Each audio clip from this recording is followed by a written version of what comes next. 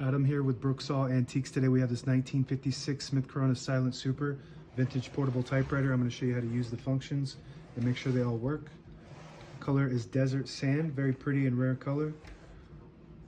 Up top is the adjustable paper guide. This helps you guide the page in straight. I'm going to line that up with the edge of the platen, which is the main roller that feeds the paper. Margins are above that. You just want to make sure you got them in between the two paper fingers in front. So we'll set those once we load the page and set those fingers. And that's the paper support arm that flips up from the back. This is the paper bell that sits on top. It's got 3 adjustable rollers, and that's when you know you're dealing with a luxury Smith Corona, when you have a paper bell with 3 rollers plus the paper fingers to help support holding the page down for that good print. So we're going to test those margins. First, we're going to set each paper finger to be on the edge, which they are now, and we're just going to move that left margin a little bit toward the middle so we don't get caught on those paper fingers. So now we have good clearance there.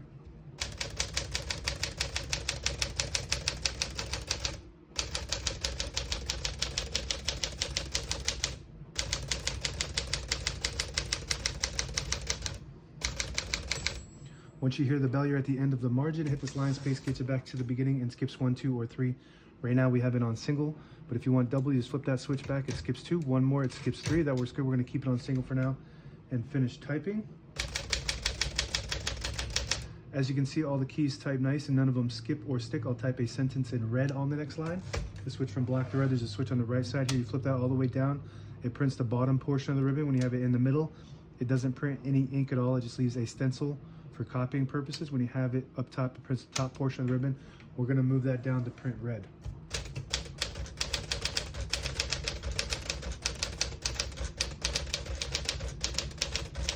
Beautiful typing machine. This is probably one of the best typewriters ever produced. It is the top of the line with this series of Smith Coronas. You have a few different options with the same shell and ear range, which includes the Sterling, Clipper, Silent, and Super, and the Silent Super is the top of all of those as far as upgrades go. To pull the page out easy, there's a switch on the right side here. You flip it forward and it unlocks the rollers underneath the platen, allowing you to pull the page out easier, load thicker paper like carbon copy or cardstock. Make sure you flip that back before you load the next page, or else it won't load correctly. We're going to flip this down for now. Also, it's in excellent condition cosmetically for its age and the way it functions really nice, excellent condition all around. And if you're wondering, it's got the title Silent, but it's not really silent. It's just quieter than most other typewriters, so they just branded that as a Silent. Shift on each side, a shift lock on the left. To clear that, hit the shift button again. Backspace on the top left works good. Tab on the right side. We got tab set on 10 space intervals, so we're gonna go through and clear each one of those by hitting the tab button, and then right next to it there's a CL button for clear. Clear it, so we're gonna go through and clear each one.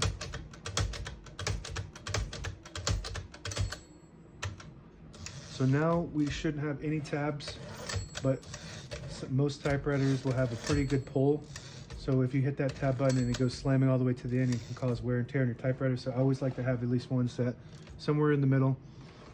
So I just hit that set button right there, and now it'll stop at that spot. And you can set as many tabs as you want on this model. MR below that stands for margin release. When you get to the end of the margin, there's a mechanism that blocks you from printing. Hit that MR button and it will allow you to go all the way to the end or until you get stuck on that paper finger there. And we're going to switch the color back to the top so we print black. Open the hood, all the brand new ribbons loaded on the left, so it's pulling to the right clockwise. If you want to switch that direction, there's a switch right above the backspace here. You flip it up, it'll pull counterclockwise to the left. Flip it down, it pulls clockwise to the right, and that's the direction we want it to go. And right above the keyboard on the left side here is the touch control from low to high. Right now we have it on low, but if you want high, you move it to the left all the way for as high as it goes. And what that does is it loads a spring underneath that creates tension when you hit the keys. They respond faster, but you do have to hit the keys harder for them to print. So I'm going to keep mine on low for now. On the right side of the carriage is the carriage lock. You lift this up and it releases the carriage and locks in the middle. So when you have it in the case, it protects the escapement, which is the mechanism that allows the typewriter to move one space at a time. And if you don't have that protected, then you can damage that escapement, which is a major operation. Maybe even total your machine, because it's hard to get parts for these days. They don't make them anymore. And it has a nice carriage release on both sides. Later models have a hard plastic carriage release that breaks all the time. So if you need one of those, check out my shop. I have those available.